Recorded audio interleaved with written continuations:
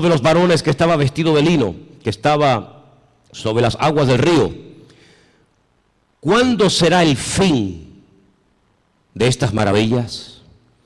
Y oí al varón vestido de lino que estaba sobre las aguas del río, el cual alzó su diestra y su siniestra al cielo, y juró por el que vive por los siglos, que será por tiempo, tiempos y la mitad de un tiempo.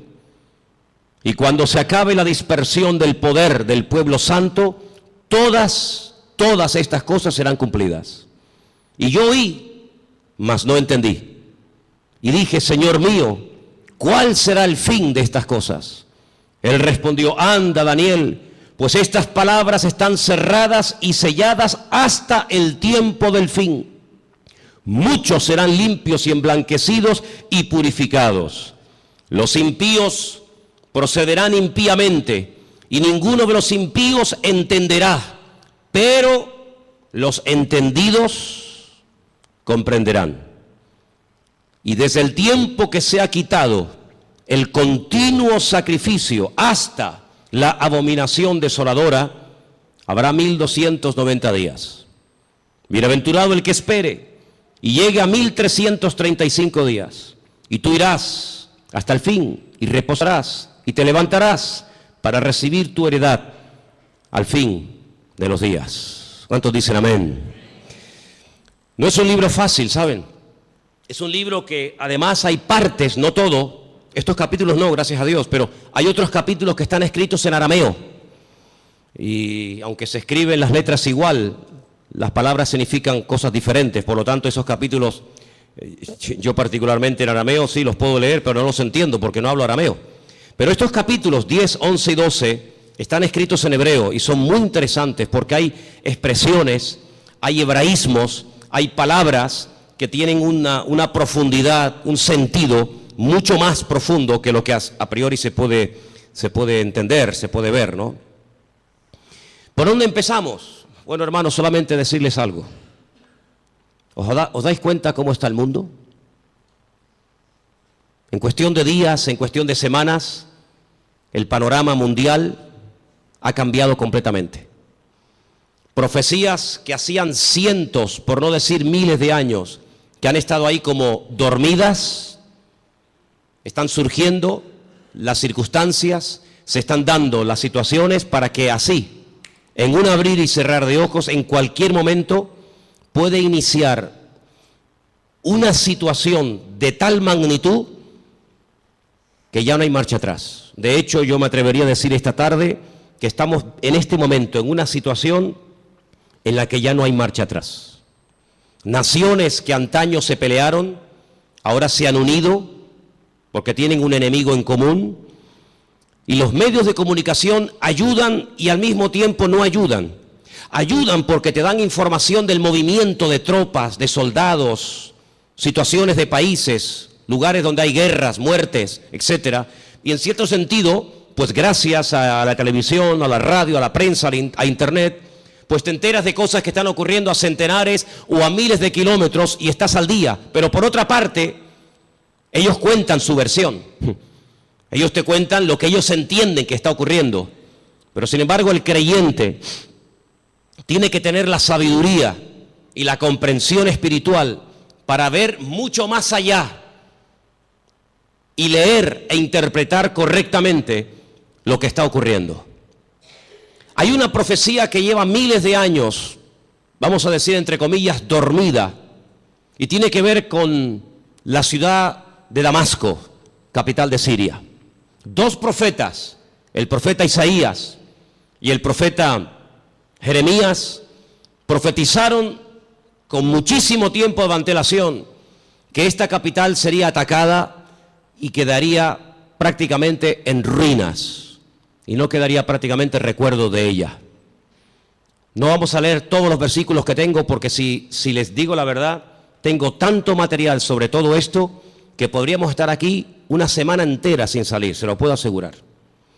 Pero para los que estén tomando nota, y como además esto queda grabado, después ustedes pueden ir a su casa y volver a escuchar el mensaje. Isaías 17:1, Jeremías 49:23, en esa porción está la profecía que va dirigida específicamente a la ciudad de Damasco. La destrucción de esta ciudad, una de las ciudades más antiguas del mundo, junto con, por ejemplo, Jericó y también con la ciudad de Jerusalén y otras. De toda la vida se ha creído que en algún momento Israel atacaría Damasco y la destruiría. De hecho, ha estado en varias ocasiones a punto de destruir Damasco. Pero no ha sido así. Son los mismos sirios, peleándose unos contra otros, todos contra todos, los que están destruyendo un país que antaño fue un lugar donde miles y miles de cristianos vivían. Un lugar donde dice la Biblia que el apóstol Pablo se dirigía para perseguir a los cristianos, porque aquello era un reducto, un lugar donde los cristianos se refugiaban. Y dice que mientras iba camino hacia Damasco, la Escritura dice que el Señor le salió en el camino y se le reveló como el camino, la verdad y la vida, como el Mesías. Y fue camino a Damasco que el apóstol Pablo llegó a conocer el Evangelio y al verdadero Mesías. Y fue en la ciudad de Damasco donde fue bautizado.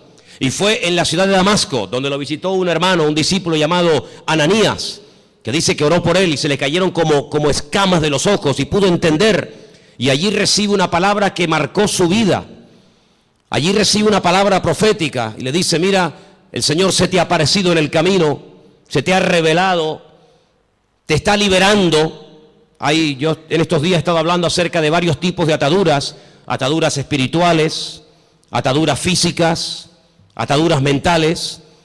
El Señor dice: yo te he desatado, yo te rompo toda ligadura de prejuicios, de cultura, de religión, de rechazo a otras naciones, y te libero de tu pueblo y te envío lejos a los gentiles, para que le abras los ojos y para que entiendan lo que tú ya has entendido.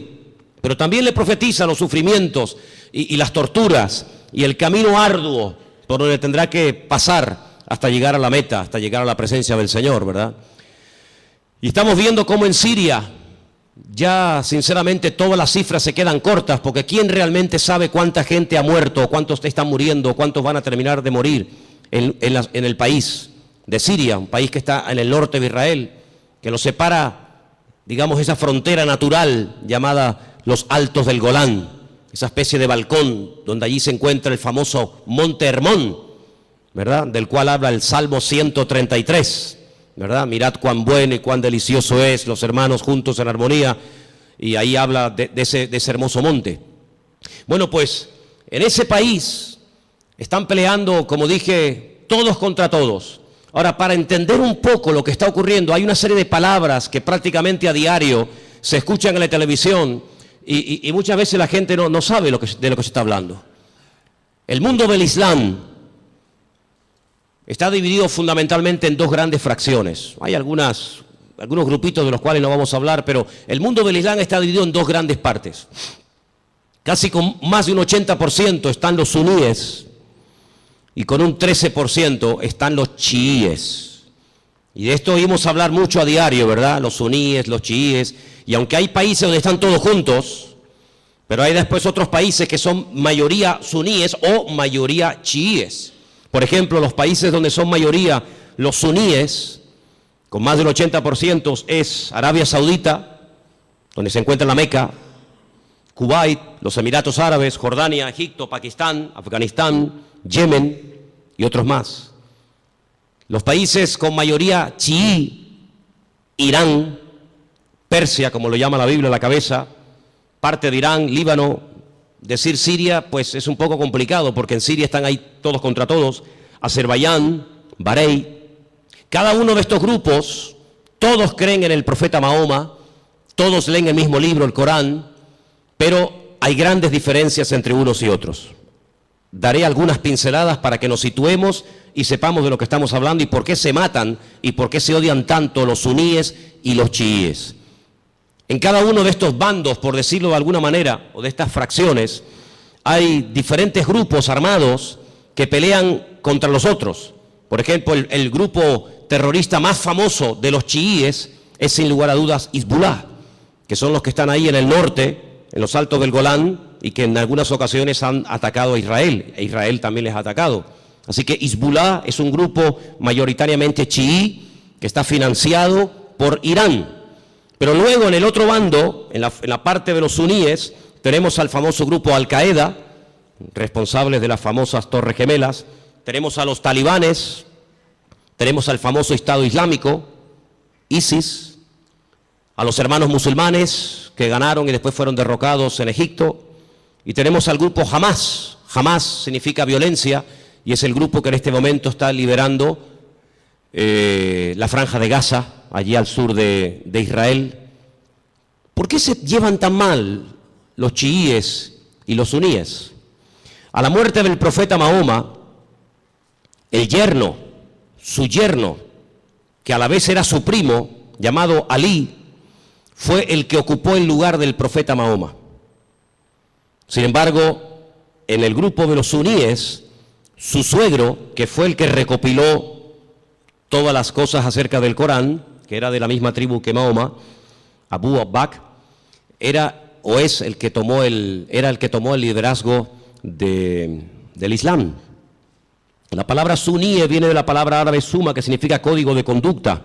Ellos creen en los ulemas, que son los doctores, los teólogos del Corán, y son los únicos que pueden, digamos, interpretar lo que dice el Corán, los textos del Corán. Por otro lado, los chiíes tienen a los famosos ayatolás, y ellos lo que hacen es que unen la política y la religión, y hay ahí una lucha, porque los suníes dicen que entre Alá y el hombre no puede haber ningún tipo de intermediarios, no se puede adorar a nadie más que a Alá, ¿sí? Pero sin embargo los chiíes, aunque también adoran a Alá y creen en el Corán, y van a la Meca en peregrinación. De hecho, sabéis, la última peregrinación ha sido, como todos los años, catastrófica. Han muerto casi 800 chiíes, la mayoría de ellos procedentes de Irán y de otros países chiitas.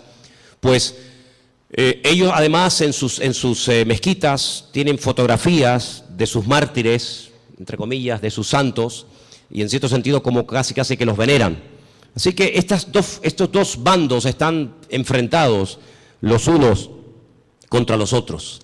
Y allí en Siria, por ejemplo, están peleando los chiíes contra los suníes contra los chiíes. Unos son apoyados por unos países, otros son apoyados por otros países. Pero curiosamente nada de lo que ocurre en el mundo ocurre por casualidad. Todo tiene una razón de ser. Los hombres no pueden ir de un lugar a otro si Dios no lo permite. Las naciones no pueden dejar sus territorios y abarcar o conquistar otros territorios si Dios no lo permite.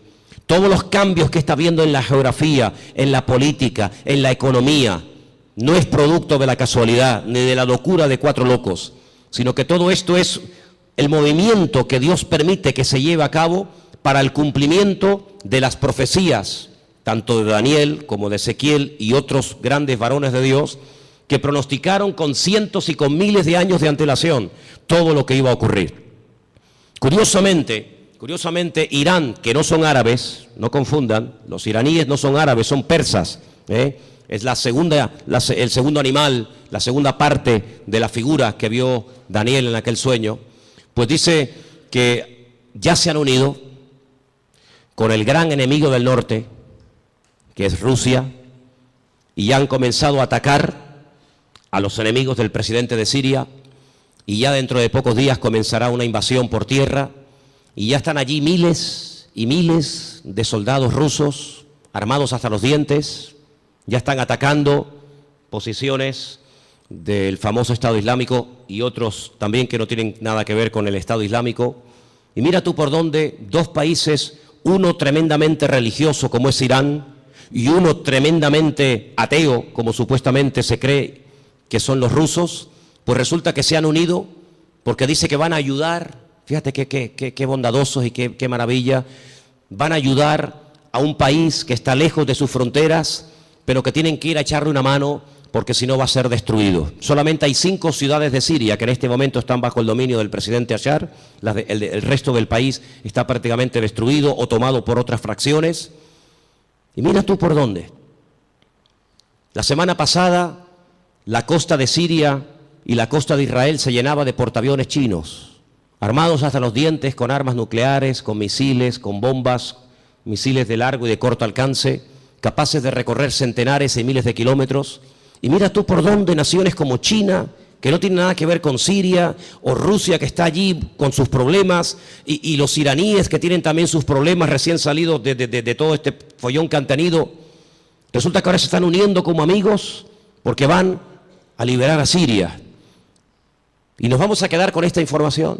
Nos vamos a quedar simplemente con la idea de que van a ayudar a Siria y cuando se arregle la situación en Siria, cada uno se va a retirar a su respectivo país.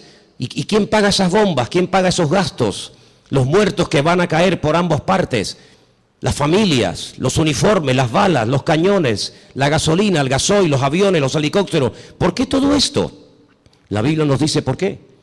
Porque el Señor en los últimos tiempos lo que hará es que, utilizando entre comillas la excusa de que van a ayudar, de que van a liberar a un país amigo o aliado como puede ser Siria, una vez que lo hayan, digamos, calmado la situación, nada les va a impedir que crucen por el norte y por diferentes partes del país, rumbo, como dice la Biblia, a la tierra gloriosa. Porque detrás de todo esto no está simplemente cuestiones políticas o económicas, sino fundamentalmente hay una razón: destruir a Dios y destruir al pueblo de Dios. Israel sabe perfectamente que se encuentra en una especie de callejón, no digo sin salida, porque Israel siempre tendrá salida, y la salida no es mirando a Estados Unidos, la salida no es mirando hacia Europa, sino que, como dice la Escritura, Israel en los últimos tiempos se verá totalmente sola y abandonada, como aquella pobre viuda que se fue cargada o se fue contenta con sus hijos, incluso haciendo honor a su nombre, complacida, y viene del extranjero derrotada y solitaria, sin hijos y sin marido, llamada Noemí, y tiene la pobre Ruth que atenderla en los últimos años de su vida. La Biblia nos enseña que estos últimos tiempos recibe un nombre que nos revela, porque los nombres son muy importantes en la Biblia. Yo siempre he dicho que hay una genética, ¿verdad?, que todos llevamos por dentro, que es hereditaria, pero luego, según la Biblia, el nombre tiene un poder espiritual, una influencia tremenda en las personas. Es una especie de código genético espiritual, ¿verdad? Y esta mujer, cuando viene de Jordania, de Moab, dice que ya no se siente complacida y por lo tanto ya no quiere usar más su nombre, sino que le dice a la gente que le llamen Mará, que significa amargada o entristecida, ¿verdad? Y es interesante ver cómo estamos viendo el inicio de lo que la Biblia habla clarísimamente, que va a ser una tercera guerra mundial sin precedentes en la historia. De todas las guerras que Israel ha tenido, que han sido ya 7, de todas ha salido más que vencedora.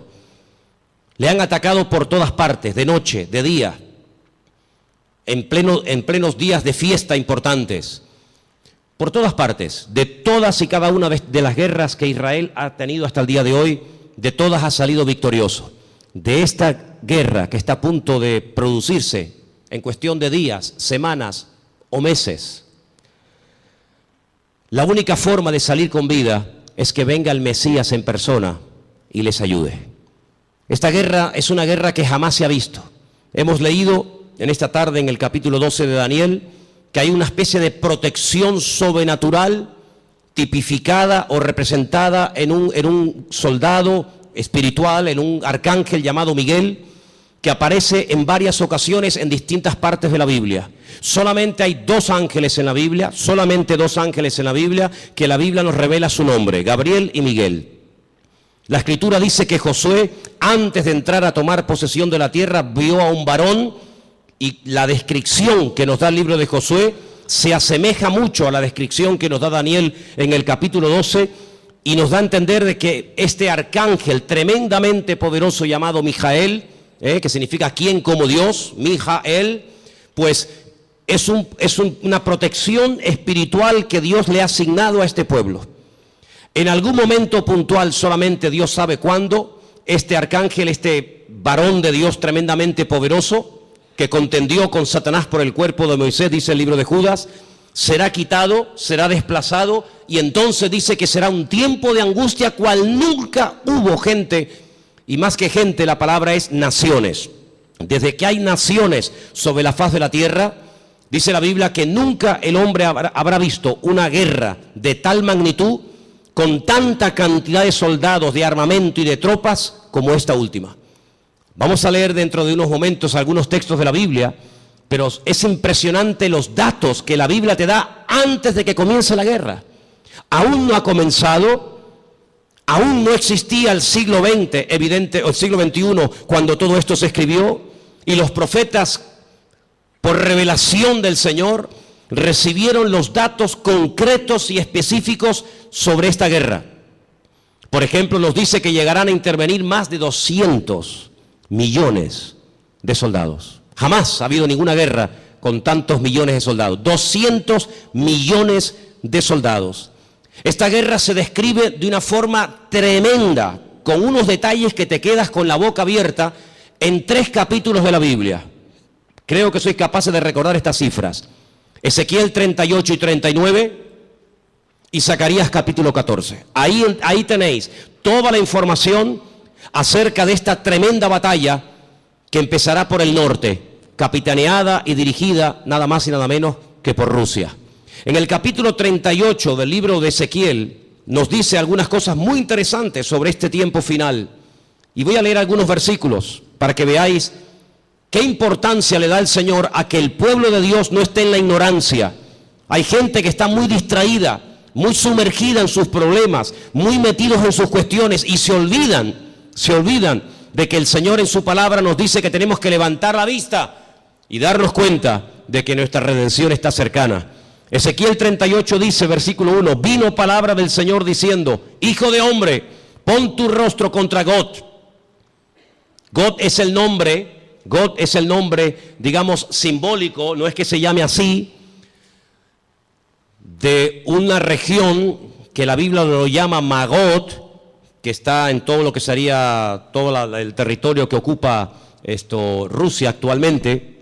Y fijaros que hay 2 nombres de hombres, solamente 2 hombres de hombres, que curiosamente tanto en español como en hebreo empiezan y terminan con la misma letra. Uno es el nombre David. David empieza con una letra llamada Dalet y termina con otra letra llamada Dalet. Y esto nos habla acerca de que David era un hombre que cuando lo conocías así era. No es que lo vas conociendo y es completamente diferente. Es un hombre que no tiene 2 caras, no tiene 2 personalidades, no tiene doblez en su carácter. David era así. Por eso esa letra que empieza y esa letra que termina es la misma, como diciendo que David es un hombre que es lo que ves, no hay más. Curiosamente, en un acto de imitación sin precedentes en la historia, a este líder político se le pone un nombre simbólico cuya letra empieza por la G o la Gimel en hebreo y con la misma letra termina la G o la Gimel, God, como diciendo que lo que ves es lo que hay. En David era lo positivo. Si ves que es un hombre espiritual, es que es espiritual. Si ves que es un hombre valiente, es que es valiente. No es que dé impresión de valiente y luego es un cobarde. No es que es un hombre aparentemente espiritual y luego es un carnal. No. Bueno, pues en God, en este personaje que nosotros lo conocemos más famoso como el nombre del famoso anticristo, si tú lo ves así, así es como es. Es malo, es apoyado por el diablo, etcétera, etcétera. Y dice aquí, así ha dicho el Señor, he aquí yo estoy contra ti, oh God, príncipe soberano de Mesec y Tubal. Estos son hijos de Noé. Te quebrantaré, pondré garfios en tus quijadas y te sacaré a ti y a todo tu ejército, caballos, jinetes, en todo equipados, gran multitud de paveses, escudos, teniendo todos ellos espada. Y ahora menciona una coalición, no están todos nombrados, una pequeña coalición de naciones que se van a unir. Y menciona Persia, y ya hemos dicho que Persia, ¿quién es? Ok, es Irán. Cus, tenemos Etiopía, tenemos Libia, con otros nombres, todos ellos con escudo, con yelmo, Gomer, sus tropas, la casa de Togarma, los confines del norte, sus tropas. Prepárate, apercíbete tú y toda tu multitud que se ha reunido a ti, y sé tú su guardia. Pero si leemos un poquito más adelante, versículo 15, vendrás de tu lugar de las regiones del norte, y tú y muchos pueblos contigo. Fíjate, todos ellos a caballo, gran multitud, poderoso ejército. Subirás contra mi pueblo Israel. Sí, es inevitable que este hombre ataque a Israel, es inevitable. Bueno, pero es que van a ir a Siria. La noticia no dice nada de Israel. Las noticias no, pero la Biblia sí. Y las noticias no pueden saber la información que tú y yo tenemos en esta tarde. Mañana Telecinco no puede decir, le presentarían una denuncia, diría, esta gente está loca. Mañana no vamos a ver en Telecinco, en Antena 3, que Rusia pretende apoderarse de los altos del Golán con la intención de atacar Israel. Me dice, pues ustedes están locos. No. Las noticias no te lo van a decir, te lo estoy diciendo yo, te lo está diciendo el Señor a través de mi boca. Subirás contra mi pueblo Israel como nublado para cubrir la tierra y será al cabo de los días, al final de los tiempos, en estos tiempos. ¿Y qué dice aquí? Y te traeré sobre mi tierra. No es que a Putin se le ocurre la genial idea de decir, bueno, vamos a Siria y ya que estamos a un tiro de piedra, saltamos los altos del Golán y desde los altos del Golán vemos todo Israel abajo y la machacamos. Total, que son 300 kilómetros de largo para un imperio, para una potencia militar como Rusia, que con una bomba hace así y borra de la faz de la tierra a 10 millones de personas, porque eso es lo que puede tener Israel en este momento, si es que llega ahora mismo a 10 millones de personas viviendo allí. ¿Qué puede impedir? Pero no es él el que lo decide, es Dios el que le dice a God, ven a mi tierra, ven. Y entonces dice, para que las naciones me conozcan, cuando sea santificado en ti, oh God, delante de tus ojos. Así dice el Señor, ¿no eres tú aquel de quien hablé yo en tiempos pasados por mis siervos los profetas de Israel, los cuales profetizaron en aquellos tiempos que yo te había de traer sobre ellos? Israel sabe perfectamente que Rusia les va a atacar en cualquier momento. Ya lo hicieron hace poco allí en Ucrania, en el país de nuestro hermano. No se cortan un pelo, no tienen ningún problema, tienen afán de expansión. Quieren recuperar lo perdido e incluso lo que nunca fue de ellos. No atacaron en un momento determinado un país que no tenía nada que ver con Rusia, como fue Afganistán. La Biblia profetiza que Rusia va a atacar en los últimos tiempos a Israel. En aquel tiempo, cuando venga God contra la tierra de Israel, dice el Señor, subirá mi ira y mi enojo. Tremendo. Pero vamos al capítulo 39. He aquí yo estoy contra ti, oh God, príncipe soberano de Mesed y Tubal. Te quebrantaré y te conduciré y te haré subir de las partes del norte y te traeré sobre los montes de Israel. Otra vez. Te sacaré tu arco de tu mano izquierda y te derribaré tus saetas en tu mano. Sobre los montes de Israel, ahora viene la palabra tremenda. Sí, es verdad, Rusia atacará a Israel, pero sobre los montes de Israel caerás tú y todas tus tropas, y los pueblos que fueron contigo, y aves de rapiña de toda especie, las fieras del campo, le he dado por comida. Sobre la faz del campo caerás, porque yo he hablado, dice el Señor. Impresionante, ¿eh? Enviaré fuego sobre Magog, sobre los que moran con seguridad en las costas, y sabrán que yo soy el Señor. Y haré notorio mi santo nombre en medio de mi pueblo Israel, y nunca más dejaré profanar mi santo nombre. Y sabrán las naciones que yo soy el Eterno, el Santo de Israel. He aquí viene y se cumplirá, dice el Señor, este es el día en el cual yo he hablado. Los moradores de la ciudad de Israel saldrán y encenderán y quemarán armas, escudos, paveses, arcos, saetas, dardos de mano y de lanzas, y los quemarán en el fuego por 7 años.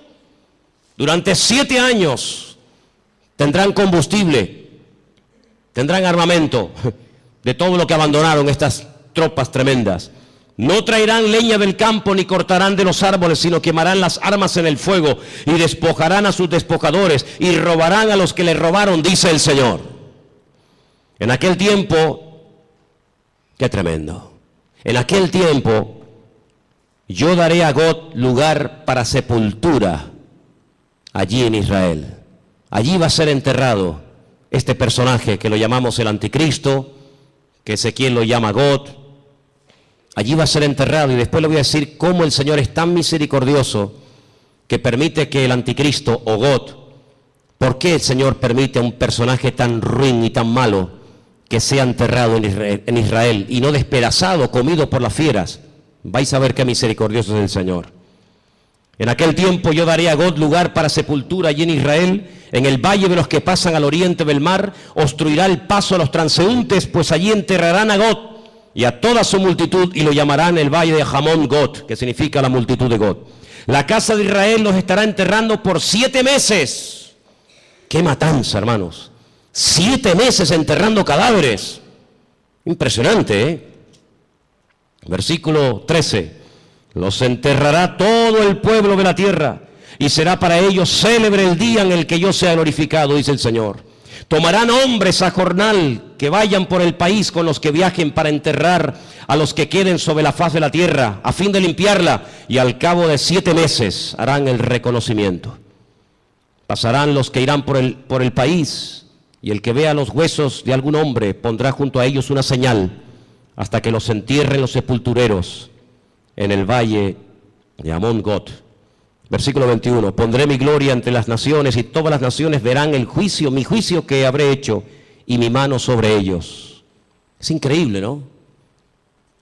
Como el profeta Ezequiel pudo describir con una exactitud tremenda cuánto tiempo estarán enterrando cadáveres, cuántos años quemando armamento al fuego. ¿Quién es este hombre Gog?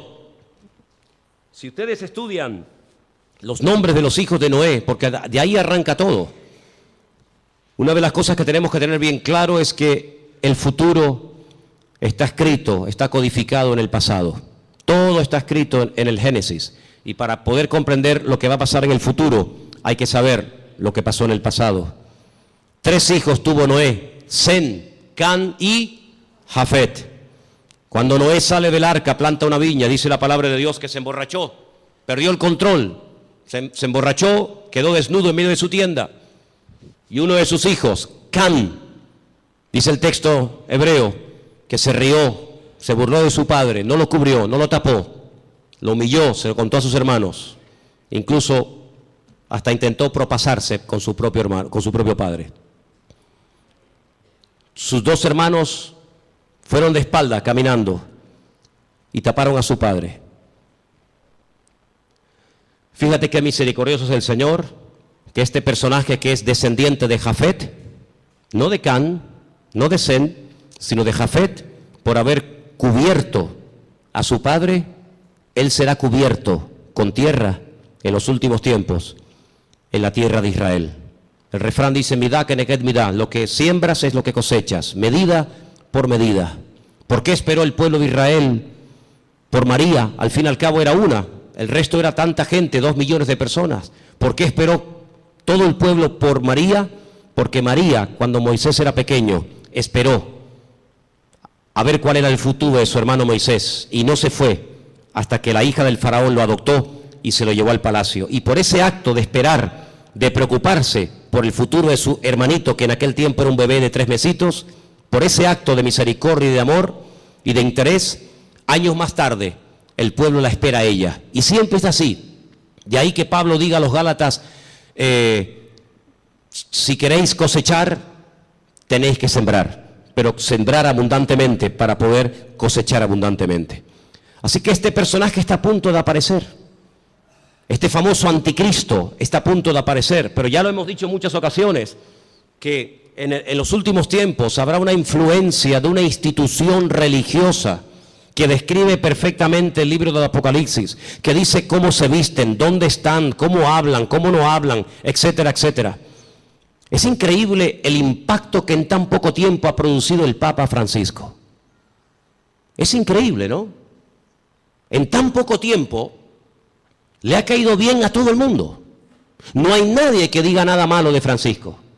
Fue a Israel y a los judíos, a los rabinos les cayó bien. Incluso llegó a ir al muro de los lamentos y puso su petición entre las rendijas del muro. Después se fue con Abu Hamas, el presidente de la autoridad palestina, y le cayó estupendamente y casi se hicieron amigos y rezaron juntos mirando hacia la Meca. Se fue a Turquía y en la famosa mezquita de Turquía, orando hacia la Meca, le cayó de maravilla a los musulmanes. A todo el mundo le cae bien, a los artistas, incluso a los ateos. Recientemente escuchaba a un político ateo que decía, me cae muy bien este hombre, aunque yo no soy creyente ni creo en Dios, pero me cae muy bien este hombre.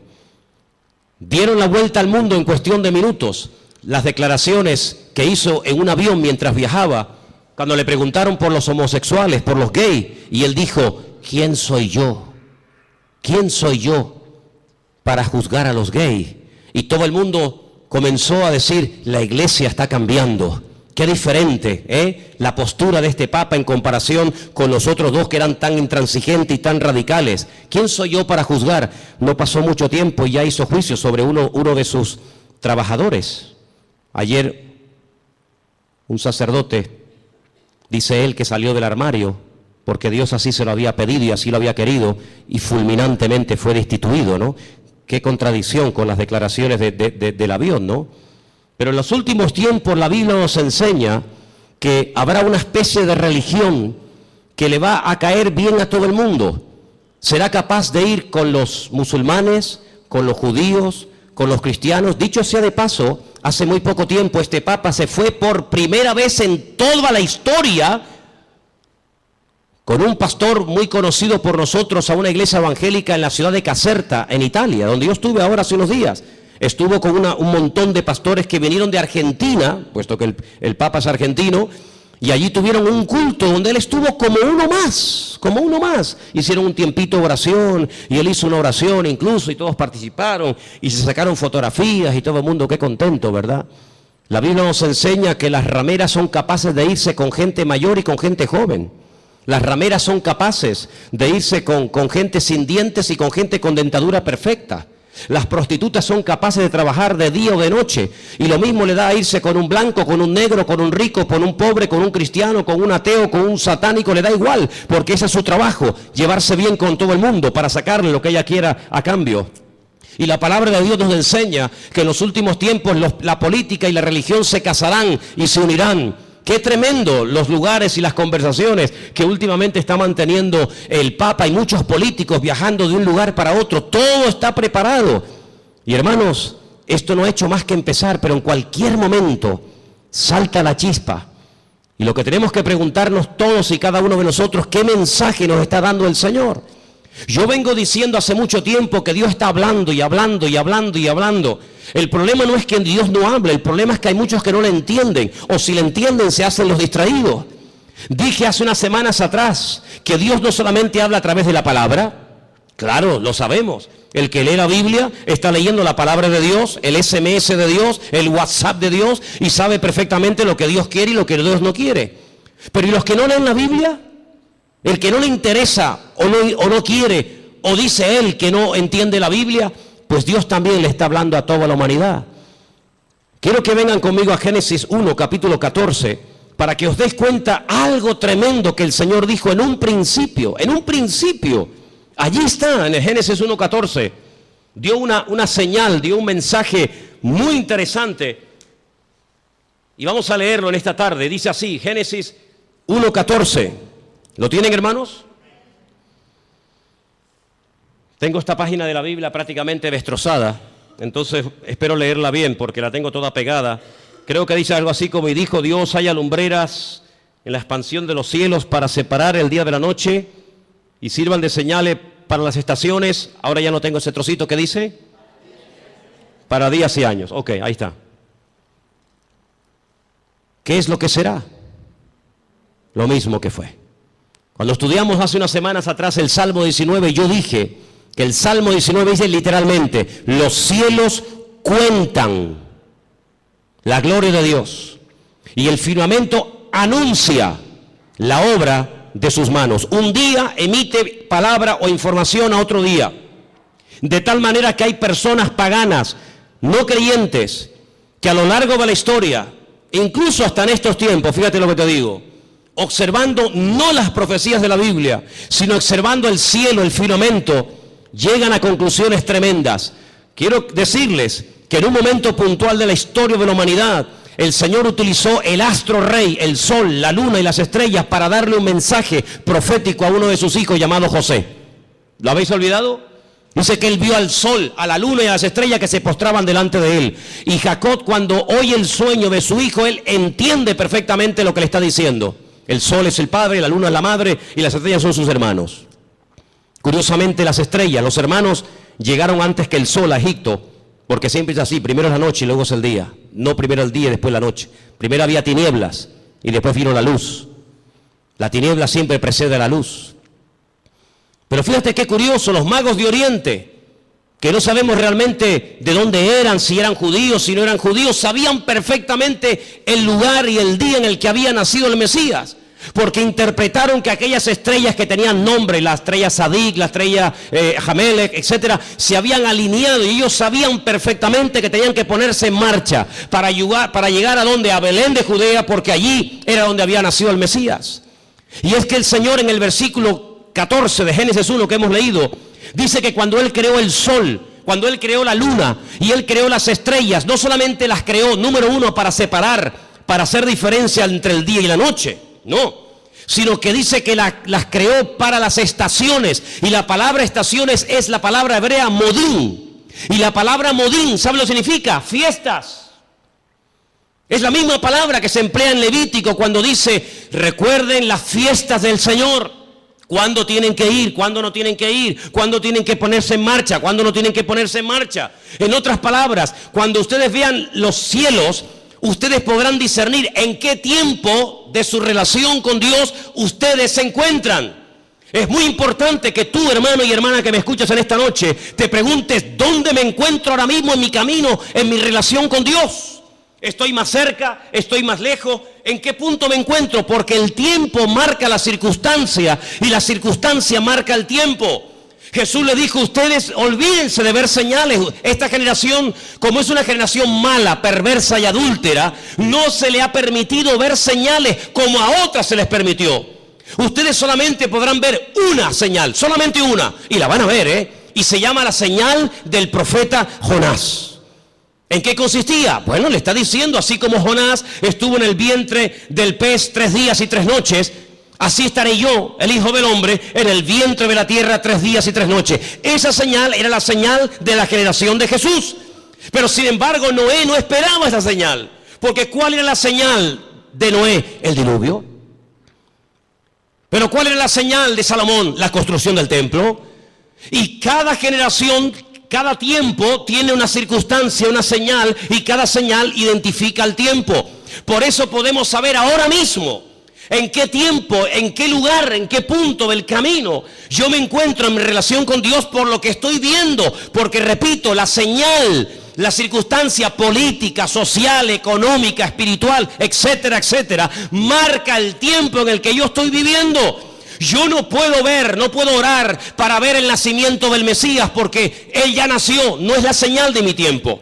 Yo no puedo esperar, aunque ore, ayune 40 días, tome autoridad y reprenda y declare. Yo no puedo ver al profeta Jonás siendo vomitado en una playa para ir a predicar a los ninivitas. No, porque no es la señal de mi tiempo. Pero ¿cuáles son las señales de nuestro tiempo?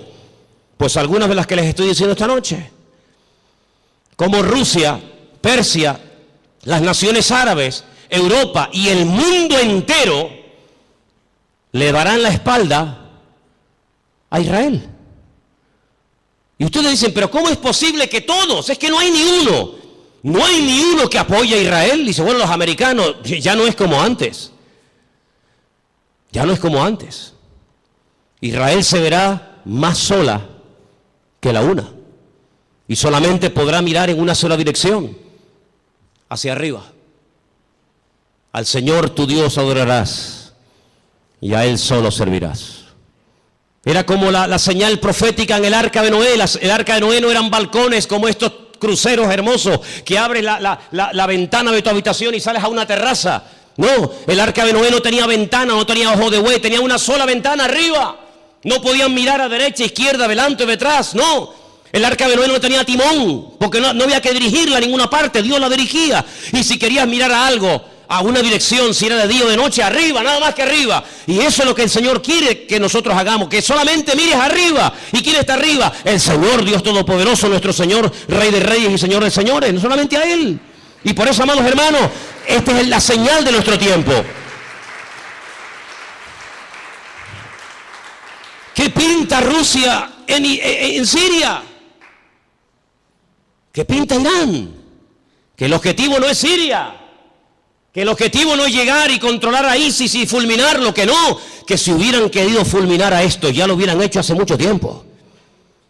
Si Rusia, si Estados Unidos quisiera arreglar el problema de Siria, de los yihadistas, ya lo hubieran hecho. No hay problema en eso.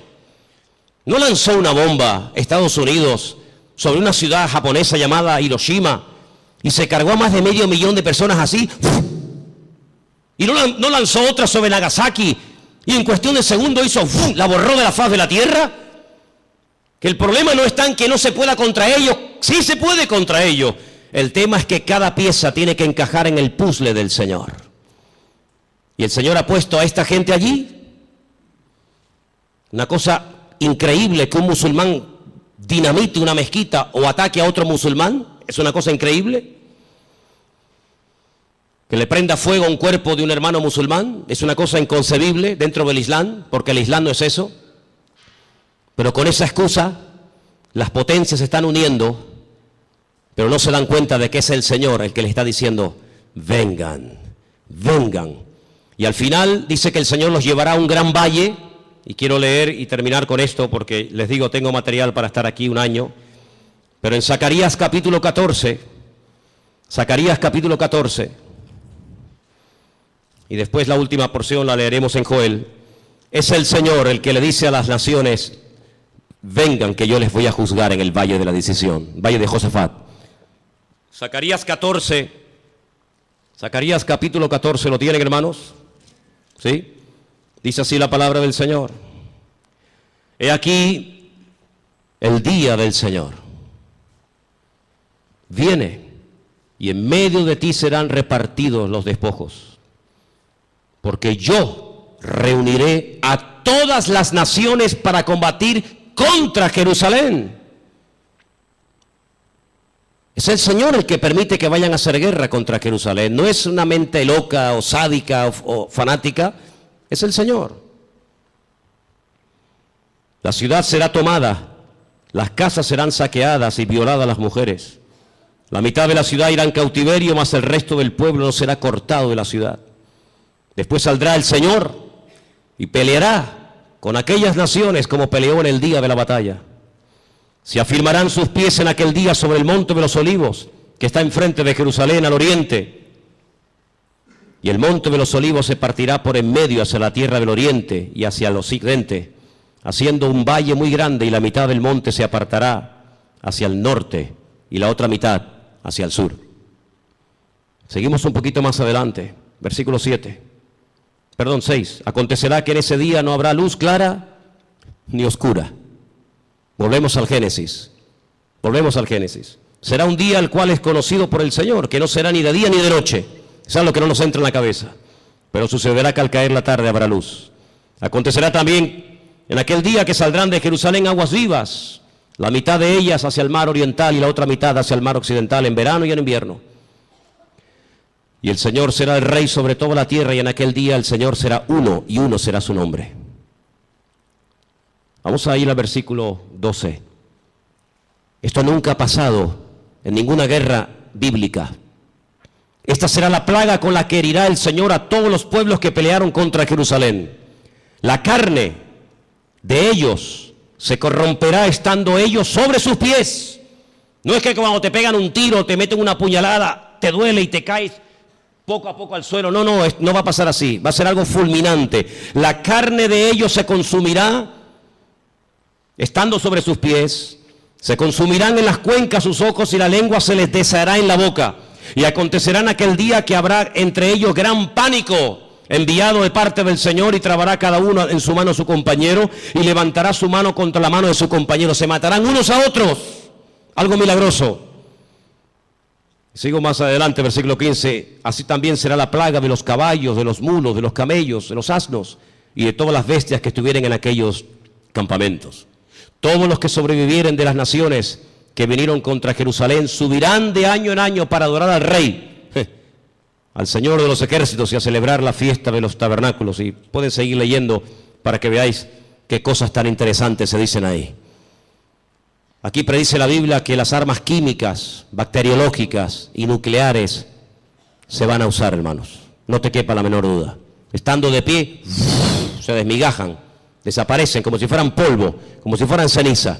Así describe el profeta Zacarías la muerte de la gente en esta batalla, en el valle de Josafat, valle de Megido. Napoleón, cuando llegó a Israel, visitó el valle de Josafat o el valle de Megido y dijo: este valle está preparado para librar una gran batalla. Y efectivamente, en ese lugar dice el Señor que es como una olla, como un lagar. El Señor entrará allí en juicio con todas las naciones, 200 millones de soldados, tierra, mar, aire, por todas partes, árabes, europeos, de todas las partes del mundo, peleando por conquistar Israel, por arrasar de la faz de la tierra a este pueblo, por conquistar Jerusalén y por decir, hemos ganado.